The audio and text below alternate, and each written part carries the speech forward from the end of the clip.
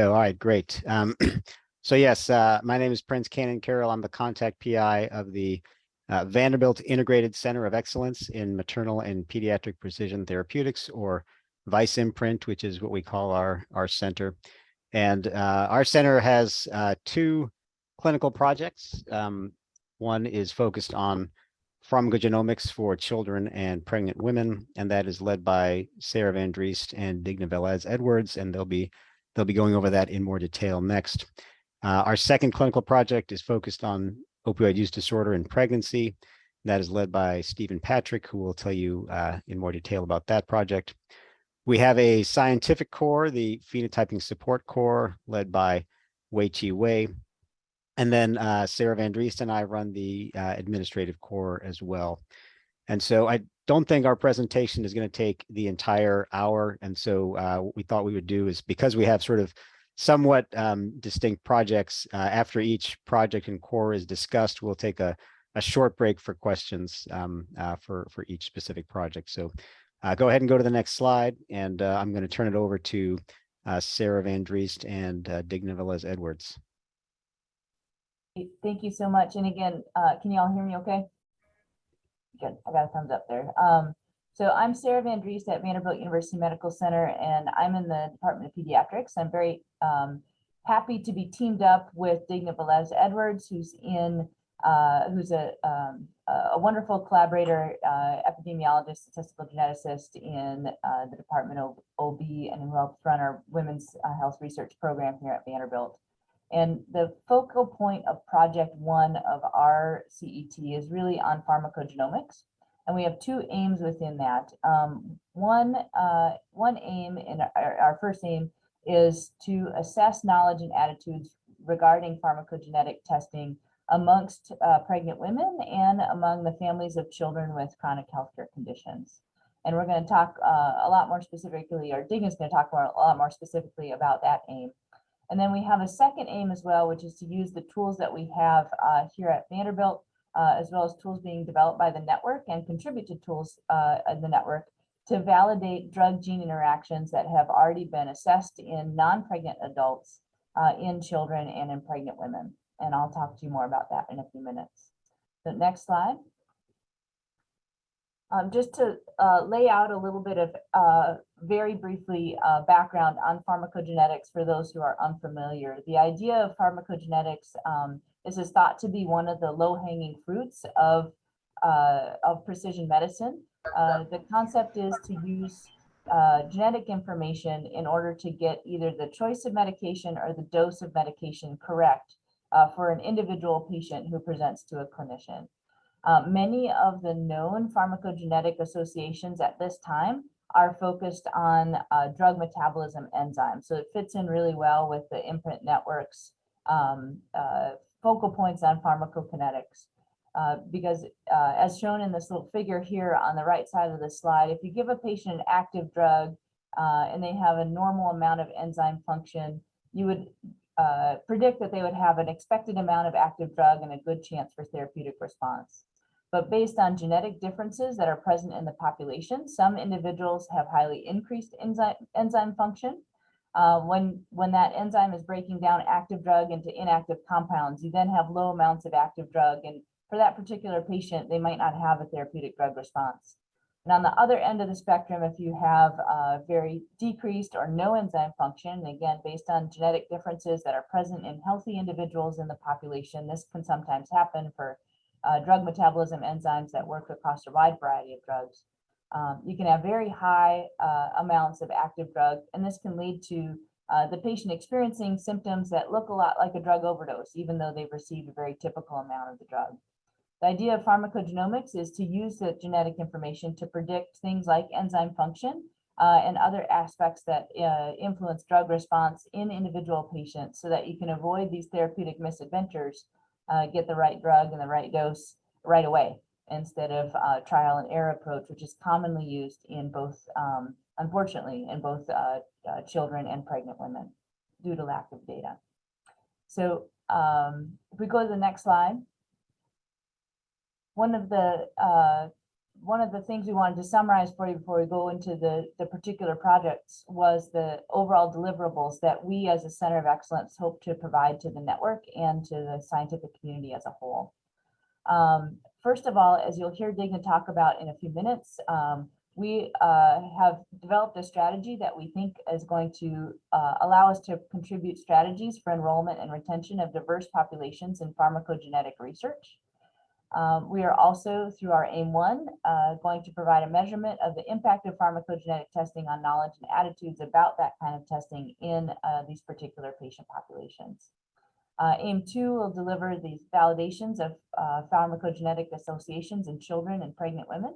And based on our prior experience at Vanderbilt, we would expect that many of the drug gene associations that have been seen in non-pregnant adults will be validated in these populations, providing the ability for clinicians to implement them with confidence.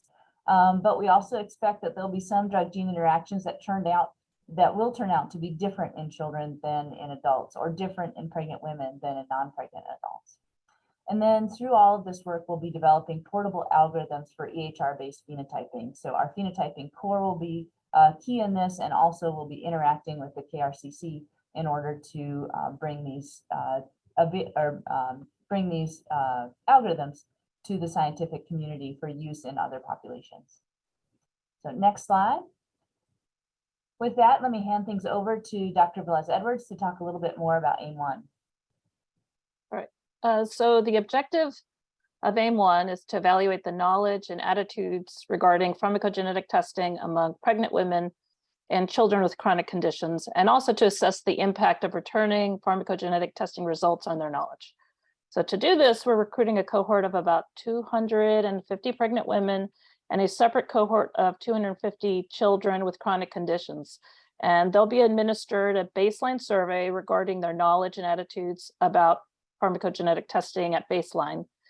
And after they complete the survey, there'll also be genotype for PGX variants, and the results will be returned via our My Health at Vanderbilt portal we have here at Vanderbilt, which is our EHR system. We're also assessing the impact of providing an educational video on PGX testing on their knowledge that will be administered to a randomized subset after results are returned.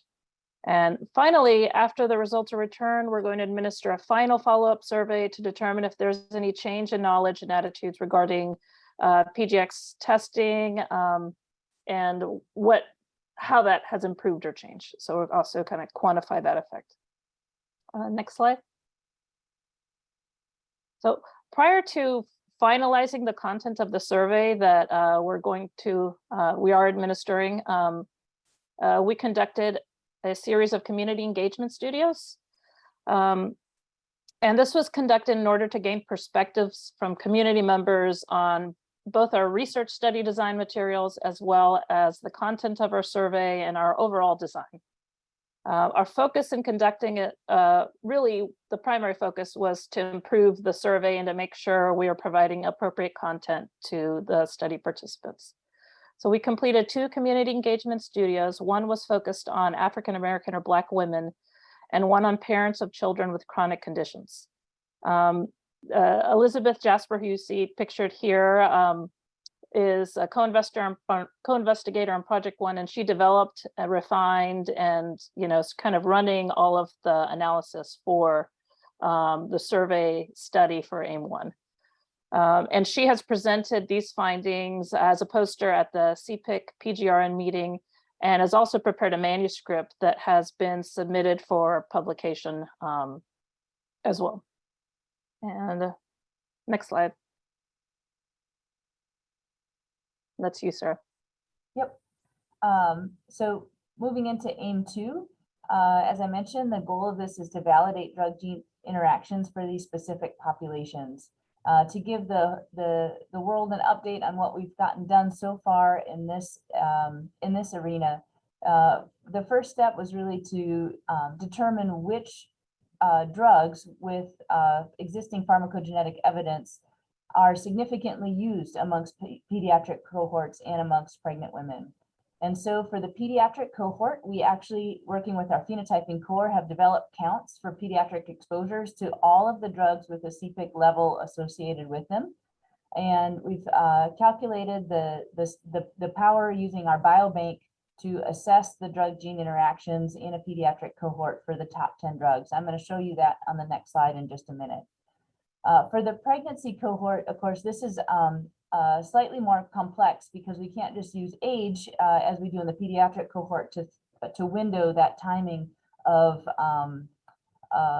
exposure during the window of interest. So like we could for the pediatric cohort. For the pregnancy cohort, we define the pregnancy window of the within women in our electronic health record system using delivery dates and the gestational age, both as a discrete variable, which was available for many women in our electronic health record, and to increase the sample size, we also use natural language processing to extract that variable out of EHR data. We've gotten to the point for that cohort where we now have counts of pregnancy exposures for drugs that have a CPIC level associated with them. And we're currently in process of calculating the power for the top 10 drugs, sort of following up on that to do just like we have done for the pediatric cohort. With these counts, we'll be returning these to the imprint hub through one of the steering committee meetings in the weeks or months to come in order to help prioritize with the group what we think the most important drug gene validations will be to pursue in the pediatric cohort and the pregnancy cohort. So next slide, to look a little closer at the pediatric cohort. Let me step you through this table a little bit, just in terms of what's in each of the columns. So in the first column, we just have listed the name of the drug. Again, we looked at every drug that has a CPIC level associated with it. Those are Clinical Pharmacogenetics Implementation Consortium drugs. Level A and level AB are the ones that we think are probably where we want to focus. We've listed there the gene that's associated with it, the type of adverse outcome that we'd be looking at using EHR data. We've listed the risk phenotype because that determines how much study power we have. If those risk phenotypes are incredibly rare, we need a very, very large sample size in order to assess that risk phenotype. The next column is the number in BioView. That's the number of pediatric individuals that have exposure to that drug, that have a DNA specimen available in our biobank, so we can assess that risk phenotype using genotyping and look for the associated outcome. The next four columns are the detectable relative risk based on the frequency of the outcome. So for many of these outcomes, we can estimate whether based on clinical information, based on what's in the literature, whether those outcomes like toxicity are in the 10% range or very common, more in the 40% range. And depending on the drug, those of us who are practiced clinically, we know that there are some drugs where adverse events are very common. And so in that 30 to 40% range, or the 0.3 to 0.4 is what we would expect. Whereas other drugs are very well tolerated, and we expect those adverse outcomes to be more rare. And then in that last column, we've listed how many pediatric studies are already available in the PharmGKB pediatric database. So this is a wonderful resource that we've been able to use just to see if there are data already out there, or whether we're really filling or how big the gap is for pediatric literature. So if we just click to animate this slide to highlight one of the drug gene interactions. So for amitriptyline, there are two different genes associated with this drug.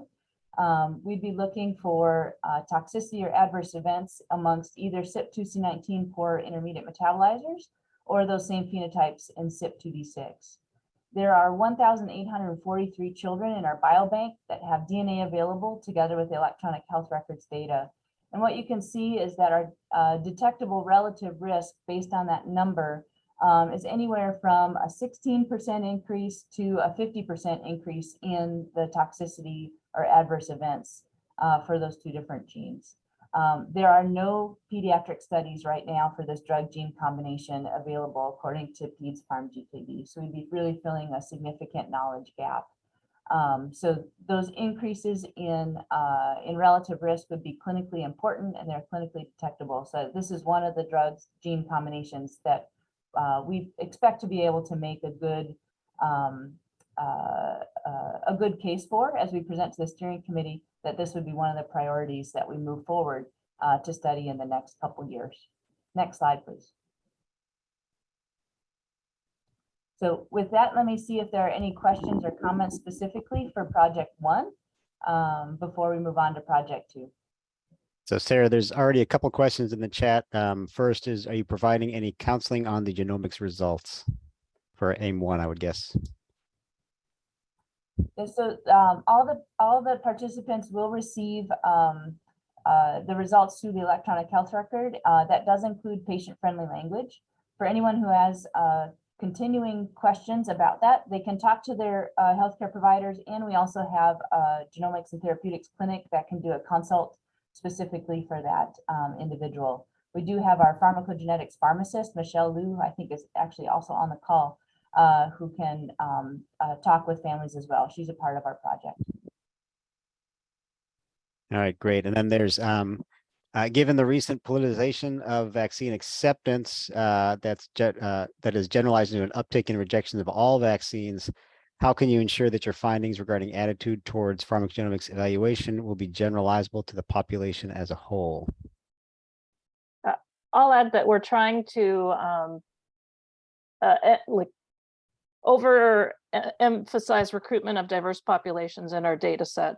And we are collecting various indicator variables and covariates in our analysis to be able to make those kinds of assessments, to make sure we're at least accounting for differences from various factors such as insurance, age, all of these factors that might contribute to inconsistencies in attitudes. So we're doing our best to capture that information to be able to make assessments, or at least adjust for analytically differences. But it is true, we're working with Vanderbilt Medical Center, which is biased towards people with insurance and of a certain socioeconomic status or background. So we will definitely have some bias present based on the location of our medical center, which is just a thing not under our control.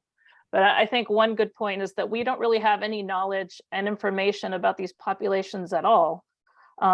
So what we will find should be useful and meaningful, for understanding how PGX testing really is understood by these populations. Great. And then, oh, go ahead. Oh, I was just going to chime in that we, through the work that we're doing on making our methods really transparent, hopefully others will be able to replicate these studies in other populations. Because I think, what we find, centering in Middle Tennessee where we are might be very different in other areas of the country and other areas of the world. So we'll hope that there'll be additional studies on these populations that we can help facilitate. And then Prince, I see that there's questions, actually the question from Todd and from Tina about pediatric toxicities and doses, I think are related. And that those are certainly things that we'll have to take into account on a drug by drug basis for the pharmacogenetic validation studies.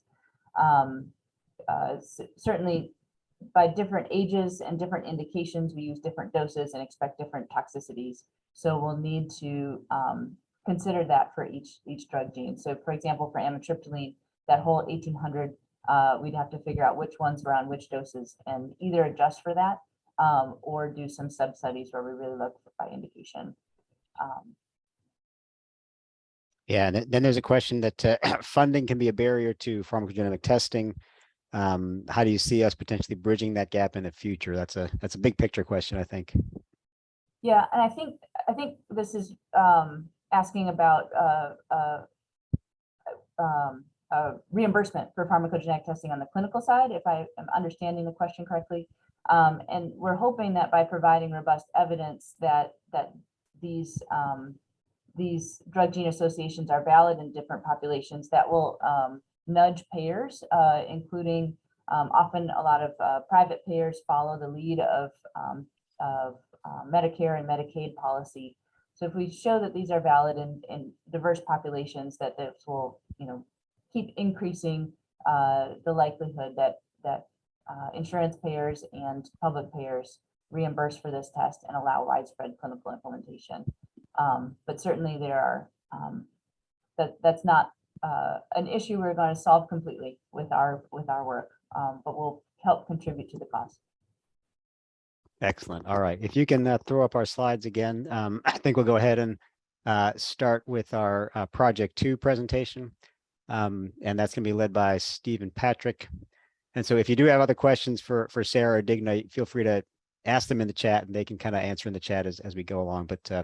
But Stephen, go ahead. Thanks. It's great to be here today. I'm Stephen Patrick. I'm a neonatologist at the Children's Hospital, and I direct the Vanderbilt Center for Child Health Policy, and I'm a health services researcher by training. Next slide.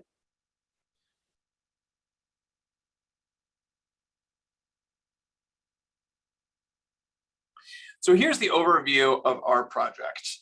We have a couple of deliverables, and I'll break them down as we go through the slides today. The first is to develop a reproducible EHR algorithm to identify opioid-exposed infants that can be used by not just our health system, but scalable across the country. To do a series of validation studies of dyadic outcomes using data from claims, including our state Medicaid agency and other sources, including electronic health records, child welfare.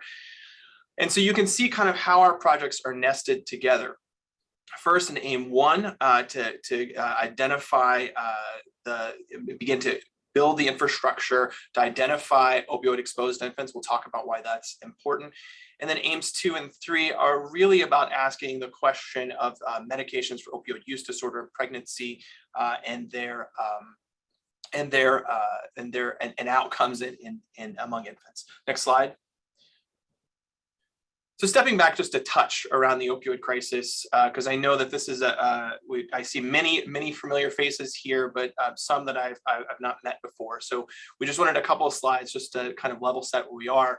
Certainly, we are in the midst of this record-setting levels of overdose death nationally. Next slide, or next click ahead.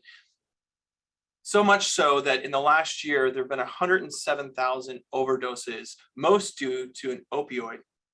And that is the highest ever on record, sort of highlighting why this is important. Next slide.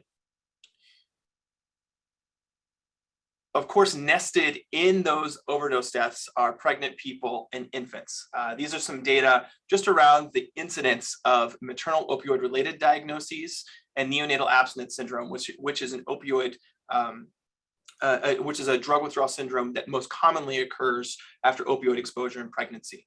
And what you can see is a steady increase. We see a little bit of a blip between the ICD-9 to ICD-10 transition in 2015 to 2016, where we see a little bit more detection of maternal opioid use.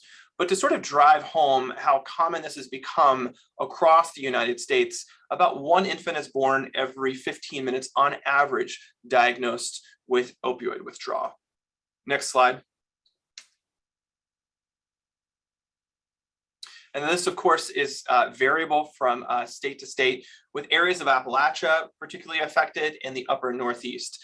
The state that is most affected is the state of West Virginia, according to, depending upon the data that you look at, these are data from hospital billing data from HCUP. About 5% of infants in the state of West Virginia were diagnosed with drug withdrawal in 2017. Parallels with other opioid-related complications. Next slide. One of the things that our group is really working to do is to look not just at clinical outcomes, but also the other systems that are involved. So how can pharmacotherapy in pregnancy not just improve clinical outcomes, but other human services related complications? And this is increasingly important. We know that infants are the fastest growing group in foster care today. Most of those foster placements are at least associated with parental substance use. And there's been a big uptick since the opioid crisis has escalated over the last 10 years, 15 years.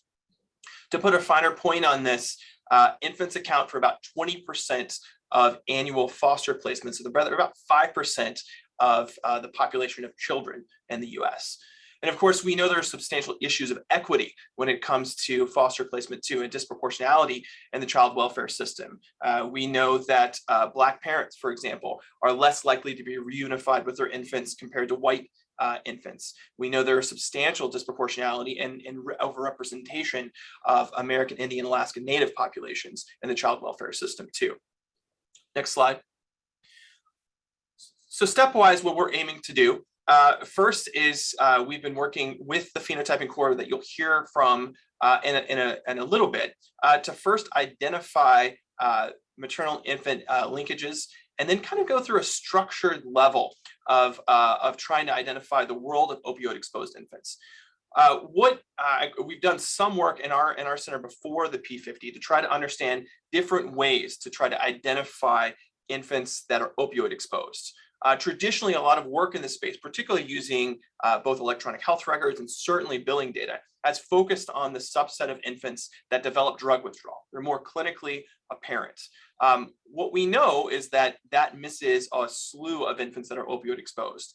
And in fact, in our system, among opioid exposed infants, only about 1/5 get a diagnosis of drug withdrawal. And there's substantial variability from institution to institution. And that variability about getting a diagnosis of drug withdrawal can be influenced by multiple factors, from antenatal exposures to variable care that's delivered to infants postnatally. So beginning to identify the entire universe of opioid exposure is really important as we look forward to comparing outcomes from institution to institution, as well as doing things like pragmatic clinical trials as we move forward. So our group has been working through a standardized way to identify opioid exposed infants, and then are working through common covariates that are present in the literature too. These are things like breastfeeding, pharmacotherapy, rooming in, things that we know influence outcomes, but are poorly described or are hard to capture in certain data sets. So one of the things we've been doing at the very front end is getting the maternal infant leakage that we have, and then working through different strategies to develop, to identify opioid exposed infants. And we've done that first with diagnostic codes for both moms and babies, so opioid use disorder. We've looked at maternal opioid use, including maintenance medications using prescription data. We've linked to toxicology tests among infants primarily, and then looking at other sources, including using natural language processing to identify other evidence of opioid exposure. And part of what we're going to do is do some validation studies of how these different identification strategies influence our ability to identify. And we have a gold standard to compare from our clinical programs, where we've been collecting data for the last several years, and we have a known cohort of opioid exposed infants. Next slide.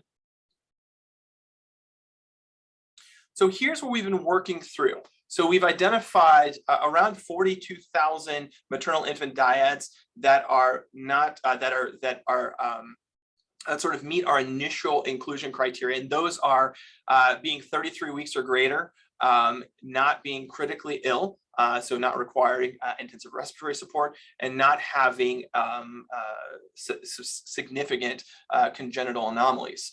And then you can see how we've kind of ticked off various infants, various birthing parents based upon opioid exposure, toxicology test, or having a diagnosis of neonatal abstinence syndrome at the beginning of life. Next slide.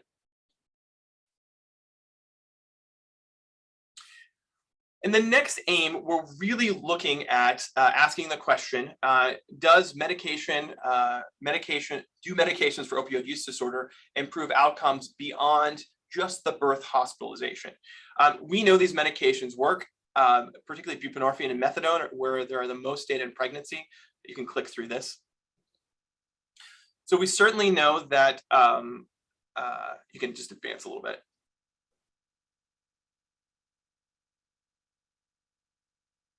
Thanks. We know that for pregnant people, use of these medications decrease risk of overdose death, relapse, hepatitis C, and HIV. Next slide. And for infants, they're more likely to be born at term and have higher birth weights, though this does come with some risk of drug withdrawal. We're essentially trading this very preterm infant who doesn't have drug withdrawal because they're too immature, born, let's say, at 25 weeks, for example, for a mom who gets into treatment and has a term infant who has drug withdrawal, and that's a pretty good trade-off. Though we know from our team's work, getting access to these medications can be exceptionally challenging. There are also large deficits in our knowledge gaps, particularly around linking clinical outcomes to other outcomes. Let me give you a concrete example. The Family First Prevention Services Treatment Act aims to use child welfare dollars for prevention of foster placement. And one of the things that states can do is use those dollars for things like connecting pregnant people to treatment for opioid use disorder. However, and part of what HHS is mandated to do is to ensure that those approaches are evidence-based. And so there's an evidence-based clearinghouse for Family First. And in that evidence-based clearinghouse, methadone is a promising practice and buprenorphine isn't listed at all. And this is in part because of the gaps between a medical outcome and a child welfare outcome. So linking the evidence of does use of medications for opioid use disorder and pregnancy improve outcomes like prevention of foster placement. Next slide. So this is where our group is going to is doing the work. So first in aim 2, we're looking at the question among a cohort of pregnant people with opioid use disorder, does use of medications for opioid use disorder improve immediate birth outcomes and improve evidence-based services? And those evidence-based services include things like, for infants, child visits and vaccines, but it also includes public services like early intervention services. And does it improve dyadic stability at 1 year? And dyadic stability we termed as mom hasn't died of an overdose, the infant is still alive, and mom has retained custody of that infant. Next slide. So here's how we're doing this. We're beginning with a cohort at Vumc and the electronic health records, and we're linking to Medicaid data. So TennCare is our state Medicaid agency, as well as data from the Tennessee Department of Health. What that provides us with our prescription data outside of the electronic health record. It also gives us with utilization, not just at our center, but across the state. And it links to an all-payer database. It links to birth certificates and death certificates. And throughout the last 6 months, we've been working on data use agreements with our child welfare systems. That's DCS in our state, the Department of Children's Services. They will provide us data for foster placement of 1 year. And we have a DUA that is in process right now and kind of an agreement on principle. Also with the Department of Intellectual and Developmental Disabilities, we are working to get early intervention data. Early intervention systems for, I know most folks here know this, but the early intervention services are things like speech therapy, physical therapy, occupational therapy. They're part of the Individuals with Disabilities and Education Act. They're services that should be provided to at-risk infants. And in our state, drug withdrawal and opioid exposure are qualifying diagnoses. So we're going to look and see what types of utilization, how does use of medications for opioid use disorder perhaps influence access or utilization of these services. What's interesting about this too is these partnerships that are really important are going to allow us to sort of work hand in hand with some state agencies. We're going to be able to, for example, identify at-risk infants and confirm to them who's actually, what proportion of infants are actually receiving services or not. We're also going to be able to do a series of validation studies. For example, in Medicaid data, being in foster care is a qualifying diagnosis, has a different eligibility code. However, we're going to be able to validate how reliable that is using child welfare data. That's going to be important in a couple of different ways. In many states, including our own, these data systems, including the state data systems, they don't talk. And so these linkages are going to be helpful for our research questions. We're going to develop a series of validations around sources of data, and it's going to help us with our partnership with the state as well. Next slide. Happy to take questions and comments. All right, great. Well, thank you so much, Stephen. So anybody with questions, go ahead and unmute yourself and ask, or you can put them in the chat. I don't see any questions in the chat so far.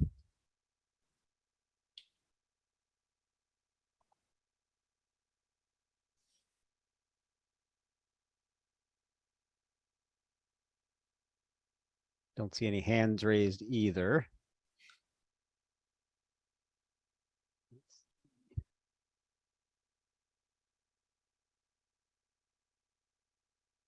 All right. Well, if folks are shy and they want to ask in the chat, we'll go ahead and throw up the slides again and move on to our scientific core led by Wei Chi. But like you said, if you have questions for Stephen, go ahead and ask them, and he'll answer in the chat. So Wei Chi is going to present our scientific core, the phenotyping support core. Sure, thanks, Prince. Can you hear me well? Yeah, great, thank you. So thanks, my name is Wei Qi. Right now is Associate Professor of Biomedical Informatics at Vanderbilt. And it's great to see, some people mention VKB in the chat, and because I also serve as the chair of the phenotyping work group of the eMERGE network. So I'm here representing the phenotyping core team, including Henry, our project manager, and G and David. They are the real heroes helping us get the EHR data. Next slide. So for the core, our overarching goal is to provide a phenotyping support. This is not only for AIM Project 1 and 2, but also a service for other sites within the network and share the algorithm and the tools we generated and developed within the public audience. So accordingly, we have three specific aims. Number one is that we will create and validate the phenotyping algorithms proposed by Sarah and Steven's team, and help them both projects to get their data for the analysis. We also support the work of others internally at VUMC by assisting data extractions through the opportunity funding pool or the support funding pool.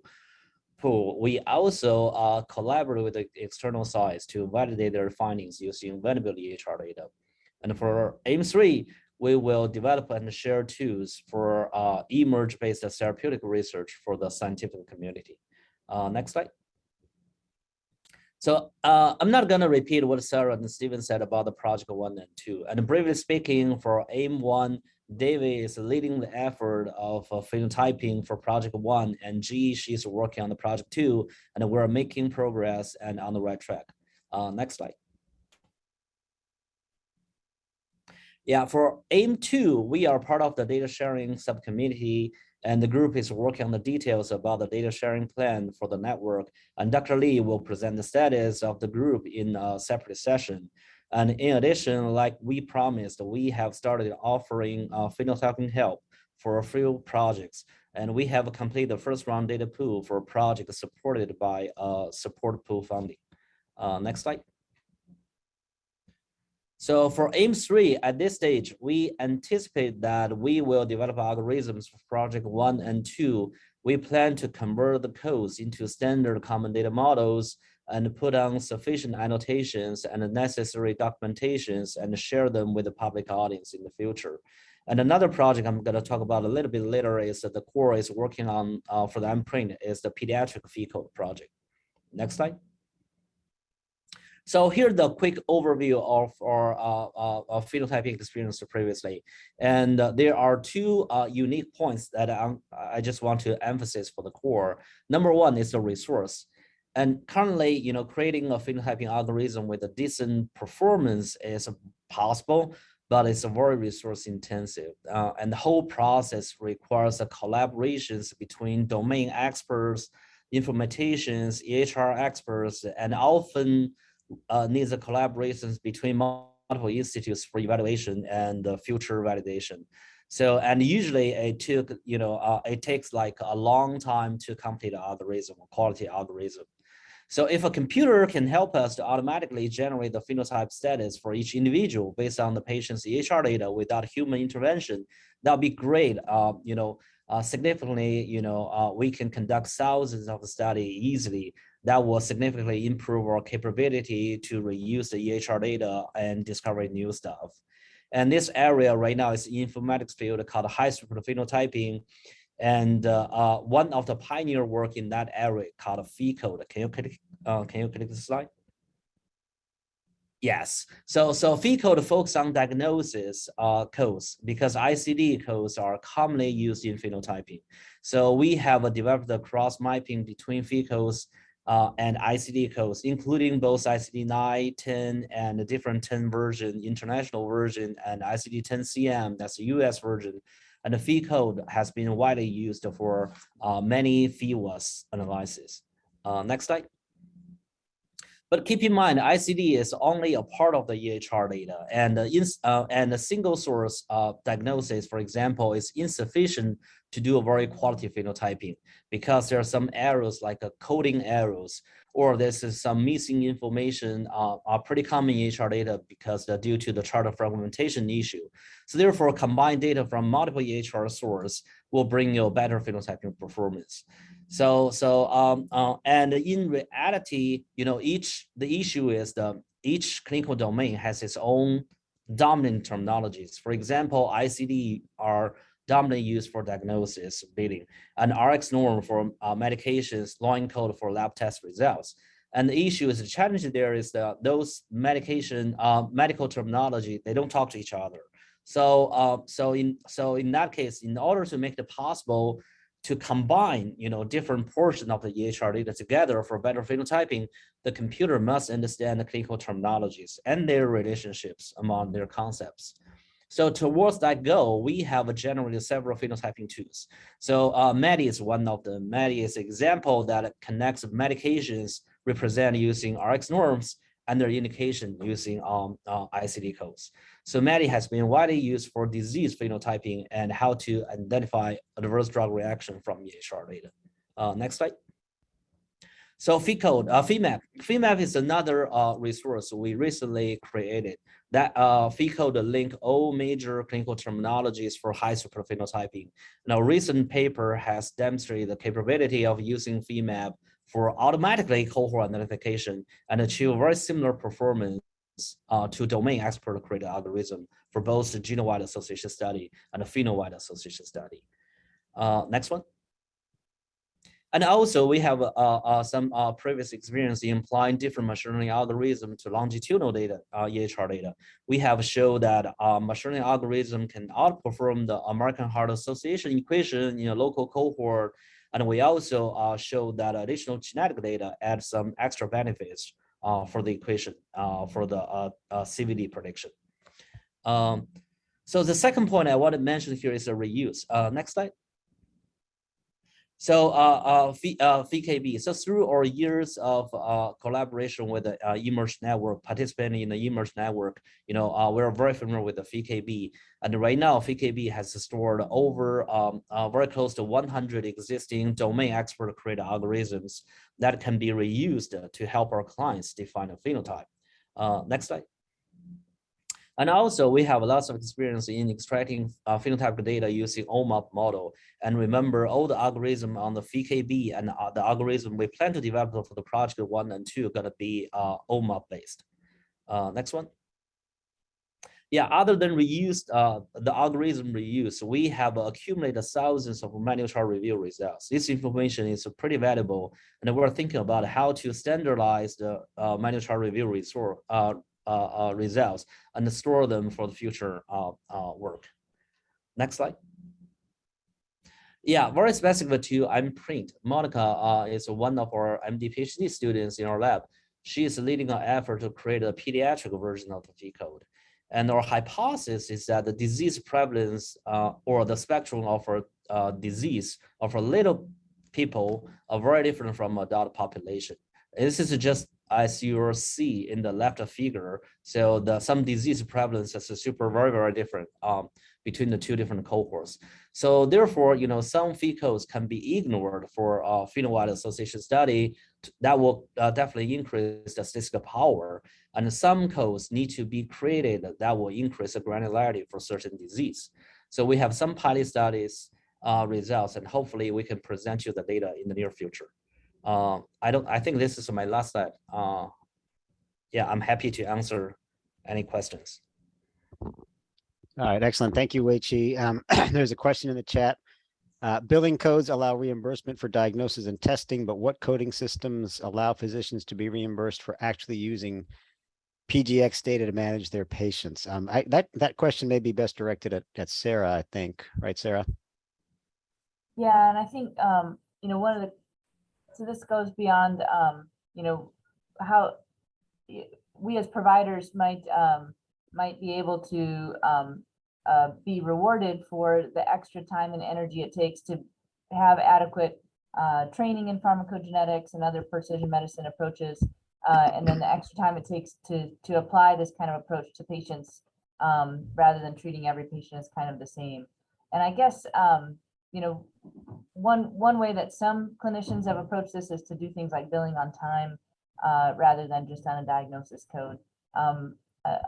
I think most of us in pediatrics are very committed to doing what's right for our patients. We take a lot of time with each individual patient, and considering them as their unique features all the time. I don't think there's a perfect system yet, but that's something certainly we can work on for the future. Yeah, that's a great question that I hadn't actually thought of before. So any other questions for either Wei-Chi or for Stephen or Sarah before we move on to the final part here? Okay, so this looks like it's for Wei-Chi. For the fee code project, are you focusing on specific pediatric subpopulations like diseases unique to preterm infants as an example? Right, for the fee code pediatric version, that's our plan. Yes. So we're Great. probably focus on disease more prevalence in pediatric cohort instead of adult. Yeah. So I think so pediatric versus adult, yes, but I think the question is specific pediatric subpopulation. So for example, preterm infants compared to non-preterm infants. Are we looking with that level of granularity yet, or not quite? At this stage, I don't think we're quite there. The reason is probably power. But if we have a sufficient power, let's say when EHR data accumulated into, I see what you're saying, and I think is the thing is that once our EHR data has sufficient power to help us to do very specific disease for preterm infants, probably we need a version like that. But at this stage, for this particular fee code of pediatric project, we focus on the whole pediatric cohort. And Tamara, I'll chime in here because both Prince and I have helped Wei-Chi putting our clinical hats on. And one of the things that like congenital anomalies were really kind of lumped all together, because in the adult population, those codes are incredibly rare and almost always just discounted. And so we've worked to kind of separate those things out. So Prince looked at all the congenital heart disease to figure out which things should go together versus apart. And similarly for other organ systems and whatnot. So I think there will be better granularity for subpopulations like the NICU, just by the fact that we're actually finding those diagnoses and doing a look at it. That maybe this may inspire some additional work to be able to be even more precise in the smallest of populations, because those NICU babies sometimes are very tiny. I was just going to say, this is Stephen. I was just going to say that we do have colleagues that are working in the space too, particularly around BPD and to identify both using fee codes and then also linking to BioView here. So there are sort of colleagues at Vanderbilt at large that are using these types of approaches to identify infants and that are sort of NICU specific. Yeah. Right, this is great. Another point I want to add actually is so for this pediatric fee code, we're not only limited to diagnosis. We may think about to add SNOMED concepts as well. So potentially that will give us some, if it's possible in the future, that probably give us some more granularity for some disease. Great.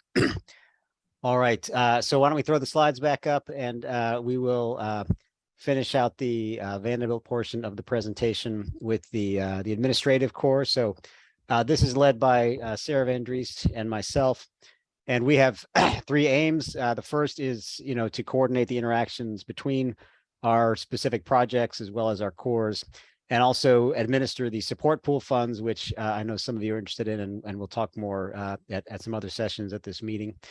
Aim 2 is to share our protocols, the tools, and the research findings, of course, among the interactions we have with the KRCC itself. And so you've already heard about some of those interactions. And then the third aim is to train new researchers with our Precision Therapeutics Academy, or PTA, as we like to call it. So next slide, please.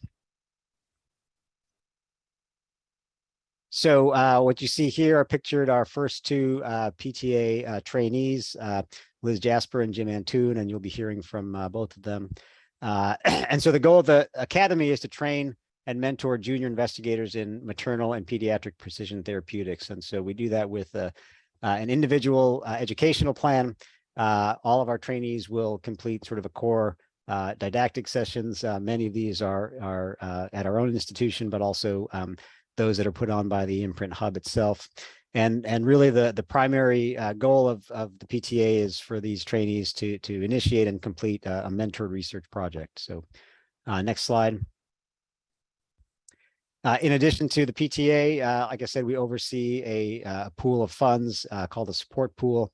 And so for the first year, these were all internal grantees sort of by necessity. And I'm not going to read the various projects. You can sort of see what they are. And we chose to sort of split our support pool into some smaller, more pilot study size funds. So these are the budgets for each of these is between 10 and 20,000. But you can see sort of the breadth of pediatric and maternal research that are being done by our current support pool trainees. And again, we'll talk about future applications to this pool in some other sessions. Go ahead to the next slide.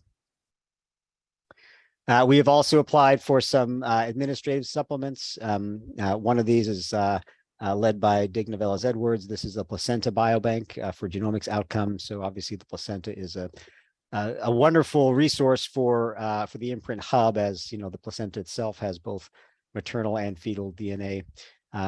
We also have another project that's led by Lena Choi, who is another one of our support pool fundees.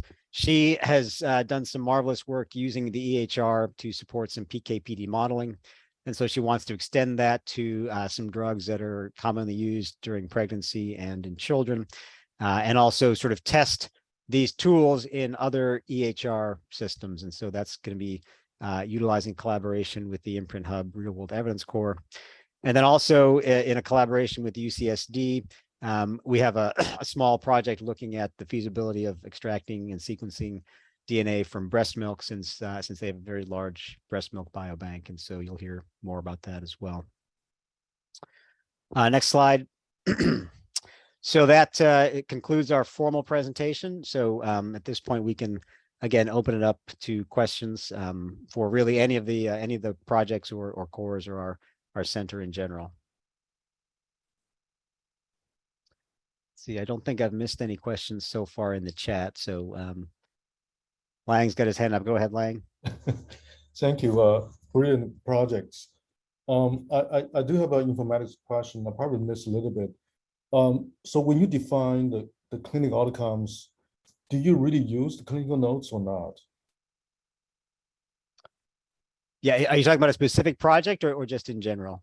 You know, I don't know which phenotype you're using, but just in general question, in this project, do you use the clinical notes to define the phenotype or not? This is probably where you can help me a little bit on that.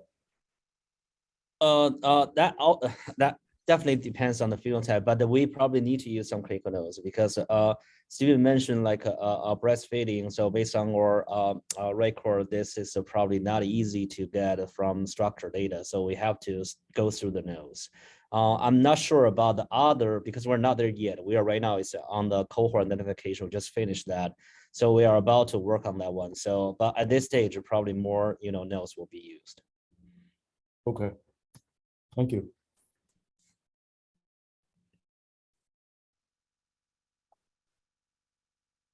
And I can also add, Lee, for information is for the medication extraction, we use notes as well. The reason is like the opioid exposure, we also need to make sure the opioid is on the medication list as well. Yeah. Great, thank you.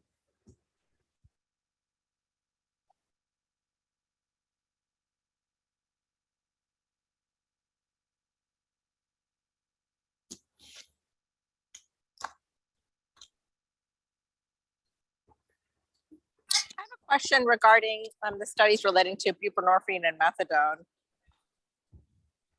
Yeah, go ahead. I think it's such an important question. I think the biggest difficulty. Sorry, my name is Rupsha. I'm maternal fetal medicine at Jefferson, and we prescribe both medications for opiate use disorder. Particularly what we see in the city of Philadelphia is very high opiate exposures. And so patients who kind of max out on buprenorphine and are and do better on methadone. And in comparing outcomes between the two, I think it's hard to then avoid that confounding of the fact that people who are on methadone often have a much higher or longer history of opiate use, which is why they're on methadone and not buprenorphine. And I was wondering how you plan to address that in your upcoming studies. It's a great question. I think one of the challenges, and this is a challenge in identifying methadone at all in any EHR or hospital billing, right? Because it's not the same as, we don't have an OTP like I think you guys do. So our group is disproportionately more than 95% are buprenorphine. And that has to do with our state's policies in the past. Medicaid, for example, in Tennessee until recently didn't cover methadone at all. So our population here is pretty homogeneous in terms of buprenorphine, and that kind of speaks to the access. So most of this is going to be about buprenorphine. So that will take some of that. And then I think the question becomes, what are our methods as we sort of work through and our approaches towards causal inference and other types of approaches to really try to isolate the treatment effects? Because you're right, there is a substantial amount of confounding here. This is one of the reasons why we're sort of framing the question beginning in pregnancy among pregnant people with opioid use disorder, as opposed to various other types of comparisons that we see in the literature. So a lot of the literature will start with an infant diagnosed with neonatal abstinence syndrome and move forward from there. So we're hoping that the cohort itself and our kind of statistical approaches will help us disentangle that. But I think that does actually speak to one of the challenges in our space around methadone, particularly in the last 20 years here. And it sort of gets at some potential issues with generalizability. That said, I think it sort of helps us ask a really focused question here around buprenorphine. Thank you. Of course. All right, great. Well, it is time for us to turn it over to our colleagues at UC San Diego. So again, if there are questions for the Vanderbilt group, just feel free to put them in the chat or contact us in some other way. But I'm happy to introduce our colleagues from UC San Diego.